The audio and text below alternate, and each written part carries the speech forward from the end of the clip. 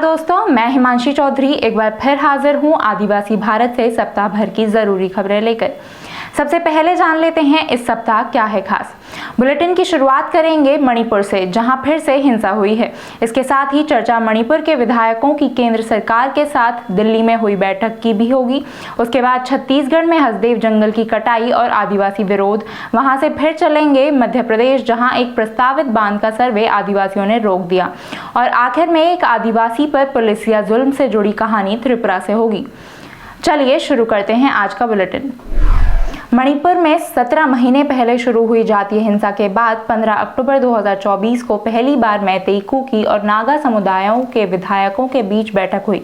इस बैठक का आयोजन गृह मंत्रालय ने शांति बहाल करने और तीनों समुदायों के बीच मतभेदों को खत्म करने के उद्देश्य से किया था।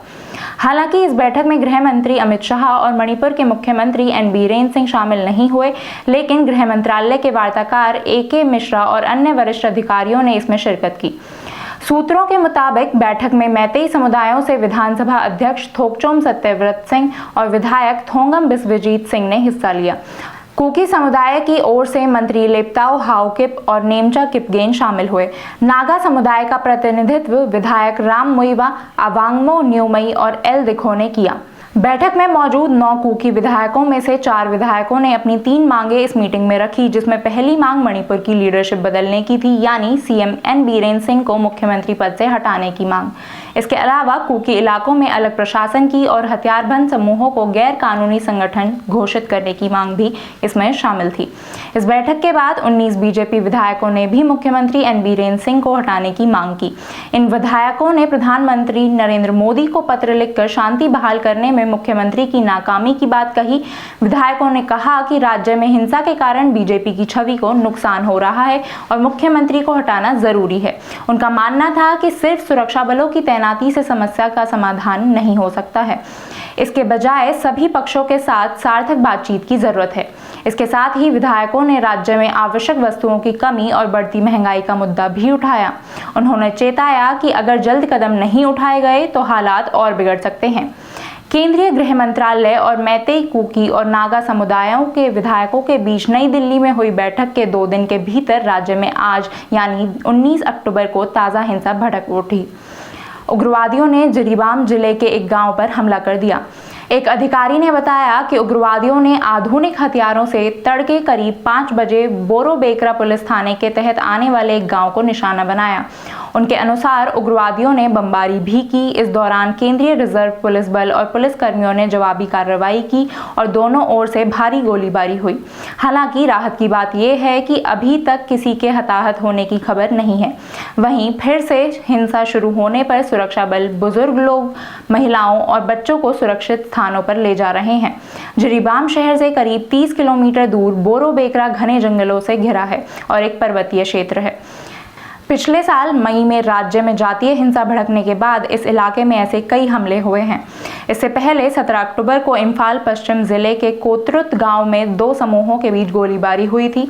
इस घटना को लेकर पुलिस ने बताया था कि सशस्त्र हमलावरों ने कांगपोकपी जिले की पहाड़ियों से निचले इलाके कोतरुक गांव पर हमला किया। अब बात हसदेव जंगल की कटाई को रोकने के लिए हुए प्रदर्शन की। छत्तीसगढ़ के सरगुजा जिले के हसदेव जंगल में एक बार फिर तनाव बढ़ गया है। उदयपुर विकासखंड के सालही और आसपास के गांवों में परसा कोयला खदान परियोजना के तहत हो रही पेड़ों की कटाई का ग्रामीणों ने विरोध किया। गुरुवार सुबह सैकड़ों पुलिसकर्मियों की मौजूदगी में बड़े पैमाने पर पेड़ काटे जा रहे थे। इस खबर से ग्रामीण और हसदेव अरण्य बचाओ संघर्ष समिति के सदस्य मौके पर पहुंचे और विरोध करने लगे। इस दौरान प्रदर्शनकारियों और पुलिस के बीच झड़प हो गई। मीडिया रिपोर्ट्स के अनुसार झड़प के दौरान कई ग्रामीण और 13 पुलिस अधिकारी घायल हो गए।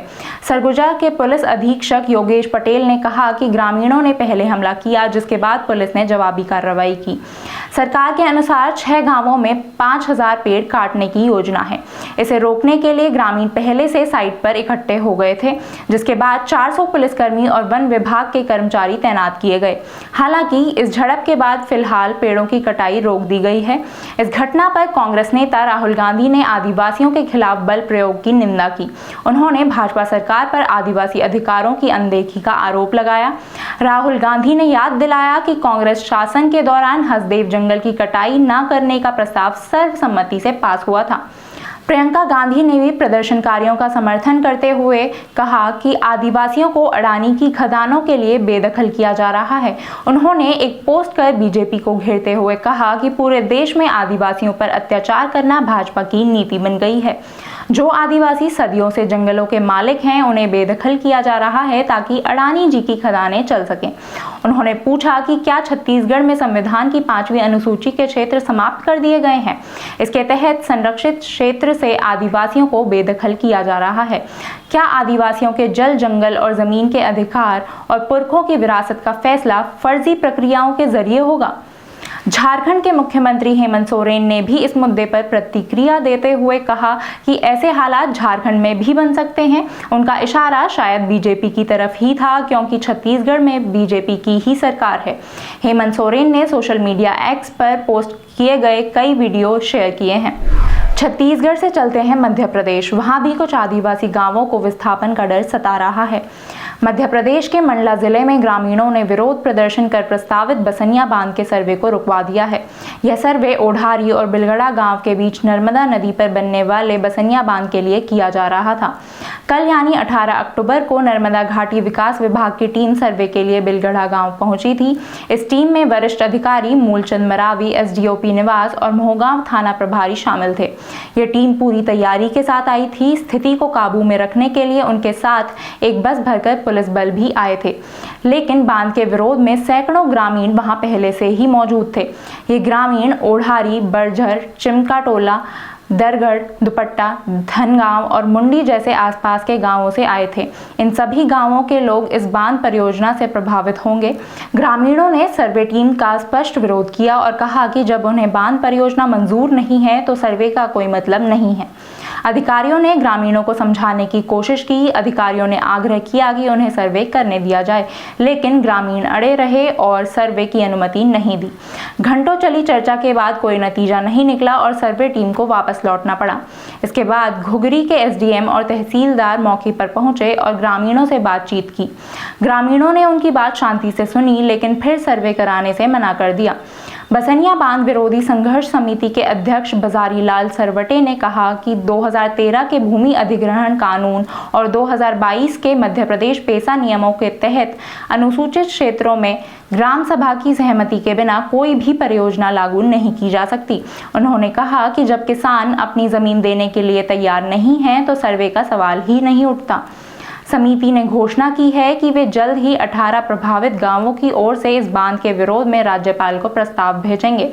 फिलहाल प्रशासन ने यह साफ कर दिया है कि बिना ग्रामीणों की सहमति के सर्वे आगे नहीं बढ़ेगा। सर, यहाँ हमने अभी, मेरी उम्र लगभग 41-42 वर्ष की है और मैं बरगी क्षेत्र में भी हमारे समाज के लोग हैं, वो रिश्तेदारी भी हमारे। उन लोगों की जब दशा और दिशा हम देखते हैं, उनका कम से कम 2-3 पीढ़ी बर्बाद हो चुका है बरगी बांध से, और वो भी मंडला जिला में है। तो हम भी वो बता रहे हैं उनकी कहानी, उनको हमने सुना है। और अभी हम देखते हैं वर्तमान परिस्थिति में तो हमारे ये जो जंगल जैव विविधता से परिपूर्ण है, ये समाप्त हो जाएगा। जो हमारे गांव के लोग मिलजुल के रहते हैं, आपसी भाईचारा और सांस्कृतिक कार्यक्रम, ये भी समाप्त हो जाएगा। हमारा जो खेती का एकमात्र साधन है, आजीविका का जो साधन है, वो खेती है, वो भी पूरी तरह से बर्बाद हो जाएगा। और लगभग 30-40% वन से हम जो है तो लाभ लेते हैं, वन संपदा से, वो भी हमारा पूरा चला जाएगा। अब बात करते हैं त्रिपुरा की। त्रिपुरा के मनु बाजार थाने के अंतर्गत आने वाले कलादेपा इलाके में पुलिस हिरासत में एक व्यक्ति की मौत का मामला सामने आया है। 34 वर्षीय बादल त्रिपुरा को पुलिस ने गिरफ्तार किया था, लेकिन एक दिन बाद उसे छोड़ दिया गया था। पुलिस हिरासत से छूटने के तुरंत बाद उसकी तबीयत बिगड़ गई। इसके बाद उसे अस्पताल ले जाया गया। इलाज के बाद अस्पताल से भी छुट्टी दे दी गई, लेकिन घर पहुंचने के थोड़ी देर बाद ही उसकी मृत्यु हो गई। बादल के परिवार ने आरोप लगाया है कि उसकी मौत पुलिस हिरासत में मिली यातनाओं के कारण हुई है। मारे गए आदिवासी की जो तस्वीरें सामने आई हैं, उनसे ऐसा लगता है कि उन्हें पुलिस हिरासत में काफ़ी यातनाएं दी गई थी। त्रिपुरा के मुख्यमंत्री डॉक्टर माणिक साहा ने इस घटना पर दुख जताते हुए पोस्ट करके संबंधित अधिकारियों को निलंबित करने की जानकारी दी है। निलंबित अधिकारियों में एक सब इंस्पेक्टर और एक कांस्टेबल शामिल हैं। इस घटना के बाद इलाके में तनाव का माहौल है और लोग इंसाफ की मांग कर रहे हैं। कई लोग सड़कों पर उतर आए हैं और विरोध प्रदर्शन कर रहे हैं। इस घटना का विरोध करने के लिए और पीड़ित परिवार को न्याय दिलाने के लिए सड़कों पर उमड़े हुजूम ने मनु बाजार पुलिस स्टेशन के सामने प्रदर्शन किया और अगरतला सबरूम राष्ट्रीय राजमार्ग को बाधित कर दिया। दक्षिण त्रिपुरा के पुलिस अधीक्षक अशोक सिन्हा ने बताया कि इस मामले में 5 पुलिसकर्मियों को निलंबित कर दिया गया है। अधिकारियों का कहना है कि घटना की विस्तृत जांच की जा रही है। सूत्रों के मुताबिक बादल त्रिपुरा और एक अन्य व्यक्ति को पहले रबर शीट चोरी के आरोप में हिरासत में लिया गया था, लेकिन उनके खिलाफ कोई मामला दर्ज नहीं किया गया था। बादल को बाद में शराब पीकर हंगामा करने के आरोप में गिरफ्तार किया गया था, लेकिन रिहा होने के बाद उसकी तबीयत बिगड़ गई और उसकी मौत हो गई। मृतक के परिवार ने मुआवजे और न्याय की मांग की है। इस घटना के बाद शांति बनाए रखने के लिए पुलिस द्वारा अतिरिक्त बल तैनात किए गए हैं। वरिष्ठ अधिकारी भी इलाके का दौरा कर रहे हैं ताकि स्थिति पर काबू किया जा सके। आज के लिए बस इतना ही। आदिवासी भारत से जुड़े रहने के लिए देखते रहिए मैं भी भारत।